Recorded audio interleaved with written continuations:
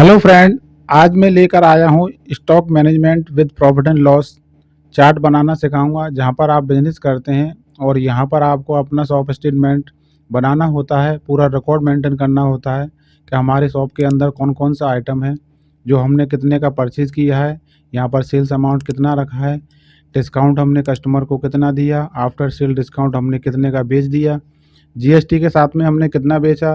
तो ये पूरा प्रॉफिट एंड लॉस यहाँ पर चार्ट में बनाकर सिखाऊंगा। तो इसलिए आपको वीडियो से बने रहें, लगे रहें और देखते रहें। आप वीडियो को स्किप ना करें प्लीज़, जिससे कि आपको कोई प्रॉब्लम आएगी फिर आप बना नहीं पाएंगे।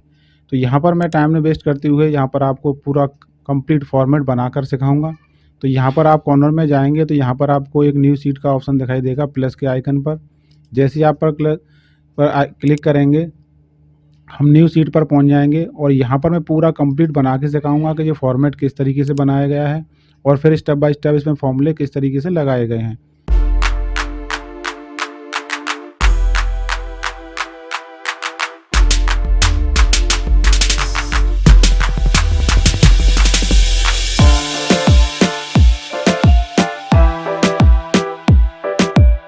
तो यहाँ पर हम आ जाते हैं सीट 2 पर। ये हमारा एक्स्ट्रा है, इसे हम क्लोज कर देते हैं। तो हमारे पास ये सीट आ चुकी है न्यू। यहाँ से आप देखेंगे सिंपल सा ए से लेकर हमारा आई तक यहाँ पर सेलेक्ट है। पूरा प्रॉफिट यहाँ पर नज़र आ रहा है। यहाँ पर इस तरीके से हमने बनाया प्रॉफिट तक, और यहाँ से हमने 1 और 2 तक हमने यहाँ पर ये टाइटल डाला हुआ है जिसमें shop statement with profit and loss लिखा हुआ है। तो यहाँ से आप सिंपल सा नहीं है सेलेक्ट करेंगे, ए से लेकर नहीं है आई तक सेलेक्ट करेंगे। इसको मैं बड़ा करके दिखा देता हूँ, इसमें पूरा कंप्लीट समझ में आएगा आपके। और यहाँ पर मैं ऊपर कॉर्नर में जाऊँगा तो मर्ज एंड सेंटर का एक ऑप्शन दिखाई देता है। यहाँ पर आप जैसे ही क्लिक करेंगे तो ये इस तरीके से आपका रो और कॉलम प्लेन हो जाएगा। यहाँ पर आप लिखेंगे इसके अंदर जो आपको अपना बनाना है। जैसे मैंने लिखा स्टॉक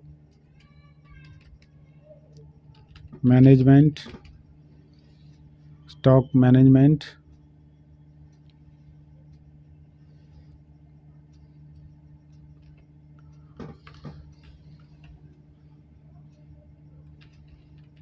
प्रॉफिट एंड लॉस।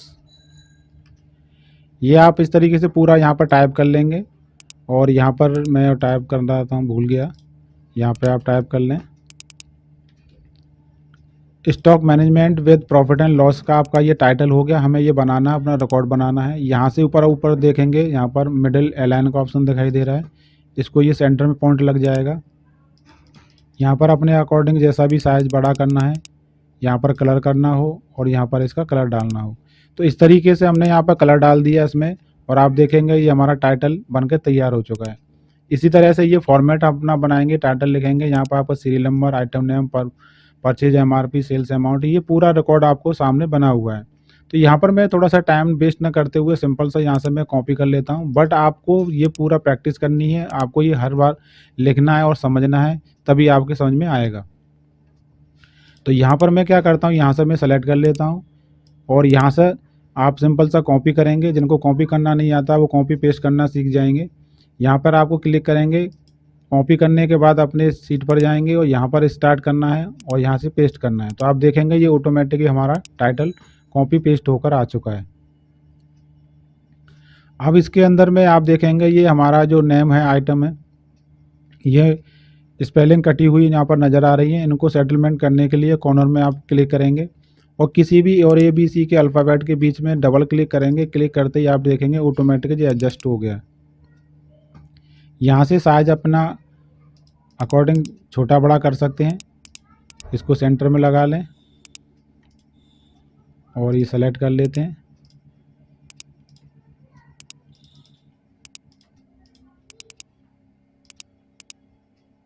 ये हमारा इतना कंप्लीट हो चुका है, इसको साइज बड़ा कर लेना अपने हिसाब से।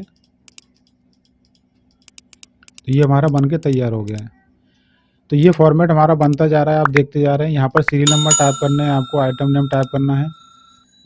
तो यहाँ से मैं सिंपल सा इसको कॉपी पेस्ट कर लेता हूँ।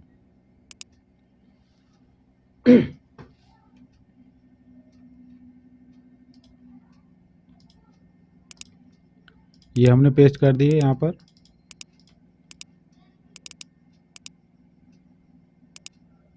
ये तो आप सब आप टाइप कर ही लेंगे, जिससे कि आपका ऑटोमेटिक बन जाएगा।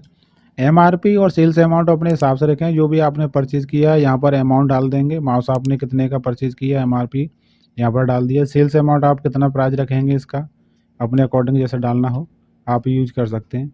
मॉनिटर आपने ख़रीदा है, मॉनिटर का नाम डाल सकते हैं, कौन सा मॉनिटर आपका है। जैसे एग्जांपल हम ले लेते हैं एलजी। मॉनिटर हमने ख़रीदा है 5,000 रुपये का, उसका सेल्स प्राइस हम जो रखेंगे 8,500 रुपये का रख लेते हैं। कीबोर्ड है, ये सब अपना रिकॉर्ड मेंटेन करेंगे जो भी आपकी शॉप के अंदर है।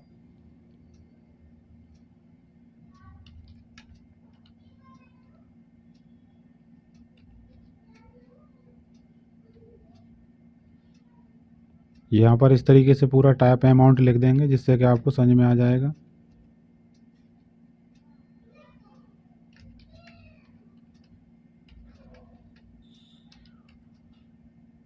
आप पूरा लिखते जाएं इसको, जिससे कि आपको अभ्यास होगा, प्रैक्टिस होगी, आपके समझ में आएगा। अच्छा, अमाउंट बढ़ सकते हैं, घट सकते हैं, आप अपना अकॉर्डिंग जैसे मार्केट के हिसाब से अपना डाल सकते हैं। ये तो मैं एग्जांपल आपको समझाने के लिए अमाउंट डाल रहा हूँ, ये ना कहें कि सर इतना सस्ता नहीं आ रहा, इतना महंगा नहीं आ रहा।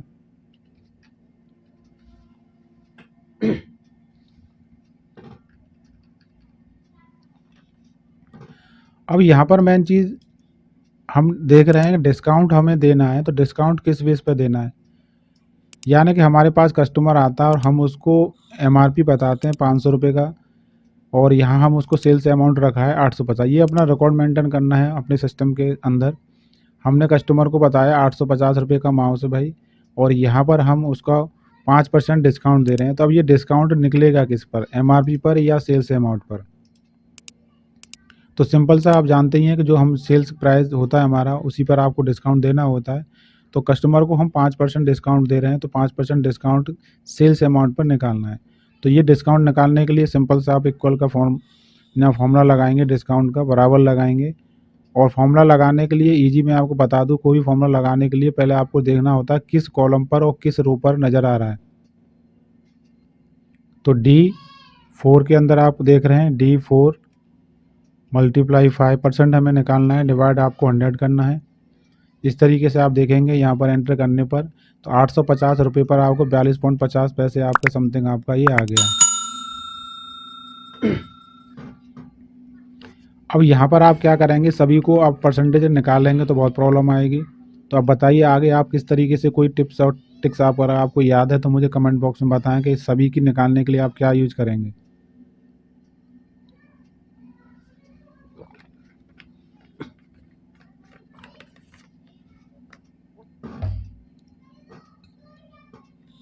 नहीं याद आ रहा,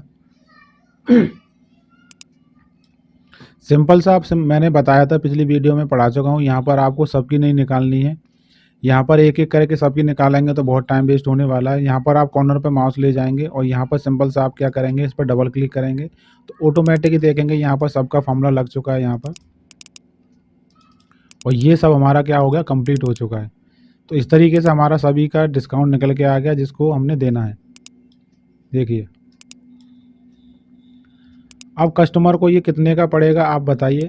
यहाँ पर हमने 850 रुपये का ख़रीदा, कस्टमर को हमने 5% डिस्काउंट दिया, तो यहाँ पर कौन सा फॉर्मूला लगेगा जिससे कि कस्टमर को आफ्टर डिस्काउंट सेल्स अमाउंट, यहाँ डिस्काउंट के बाद आपका सेल्स अमाउंट कितना फाइनल हो गया कस्टमर के लिए।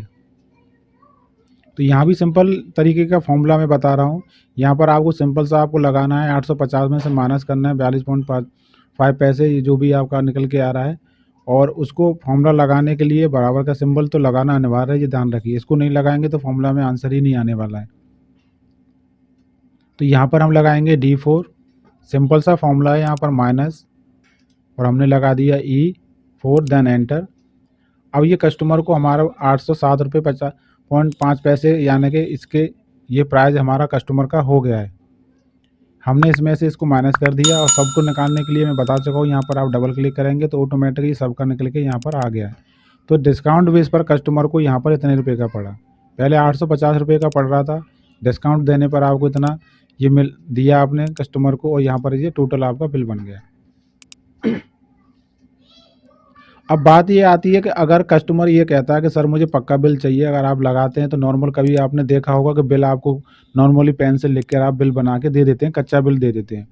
पक्का बिल देंगे तो उनको जीएसटी देना पड़ेगा, कस्टमर के लिए भी लॉस होगा एक तरीके से देखा जाए। पर लॉस यहाँ पर हम नहीं समझेंगे इसको, यानी कि प्रॉफिट ही एक तरीके से। वारंटी अगर उसको क्लेम करनी है तो जीएसटी बिल, पक्का बिल लेना अनिवार्य है उसको, फिर वारंटी नहीं मिल पाती है। इसलिए आप जीएसटी वाला बिल लें जिससे कि आपको अच्छी तरह से वारंटी मिल सके। तो जीएसटी 9% हम लगा रहे हैं किस पर, अब बताइए इस किस पर निकलेगा, इस पर लगाएंगे या इस पर निकलेगा? आपको अगर जानकारी हो तो कमेंट बॉक्स में बताएं कि पहले से आता है आपको। तो जीएसटी का जो बिल हमें लगाना है, बिल बनाना है, तो हमारा जो बिल बना है लास्ट में, जो कच्चा बिल बना है 807 रुपये का, इस पर हम क्या निकालेंगे? जीएसटी देना पड़ेगा उसको। तो जीएसटी के लिए सिंपल सा यहाँ पर आपको वही फॉर्मूला सिंपल परसेंटेज वाला लगाना है। आपको 9% आपको जीएसटी देना है और सिंपल सा यहाँ आप देखेंगे ये कस्टमर को 72 रुपये कुछ पैसे आपको देने पड़ेंगे अगर जीएसटी वाला बिल लेना है।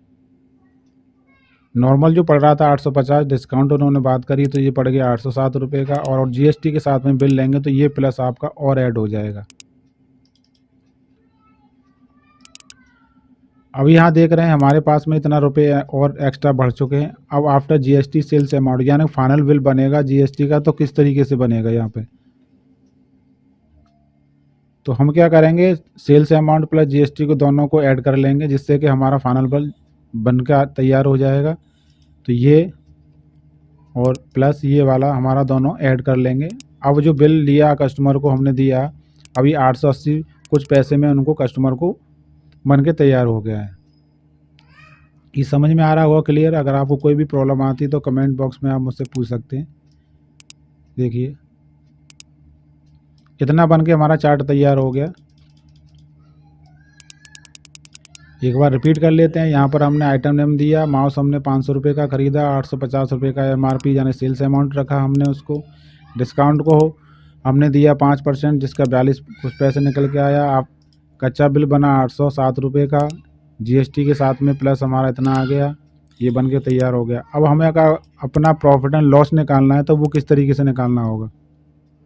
तो प्रॉफिट एंड लॉस निकालने के लिए बहुत ईजी तरीके से आप निकाल सकते हैं। देखिए प्रॉफिट एंड लॉस के लिए हमें सिंपल सा क्या करना है, यहाँ पर ये हमने एमआरपी में ख़रीदा कितने का था, इतने रुपए का ख़रीदा, और हमने उसको सेल्स बिल बनाया लास्ट में हमने इतने रुपए का। तो आप क्या करेंगे, ये जो फाइनल बिल बना है और आपने जो एमआरपी परचेज़ किया था वो वाला माइनस कर देंगे और एंटर करेंगे तो आपको 380 कुछ पैसे का आपको इसमें प्रॉफिट हो गया इसके अंदर में। इसी तरीके से हमने ये पूरा चार्ट बना के तैयार कर दिया। आप समझ में आ रहा होगा कि प्रॉफिट एंड लॉस भी हमारा निकल के आ गया। ये अभी मेरा वीडियो जो हमारा नॉर्मल बेसिक कमांड पर मैंने बनाया है, अभी आप जुड़े रहेंगे तो इसका पार्ट में दूसरा लेकर आऊँगा और उसमें कुछ एडवांस फॉर्मूले बताऊँगा और अलग से ही आपको अच्छा एक चार्ट बना के दिखाऊँगा जिसका stock management profit and loss और अच्छा तरीके से बनेगा। ये भी मेरा बेसिक कमांड का वीडियो है।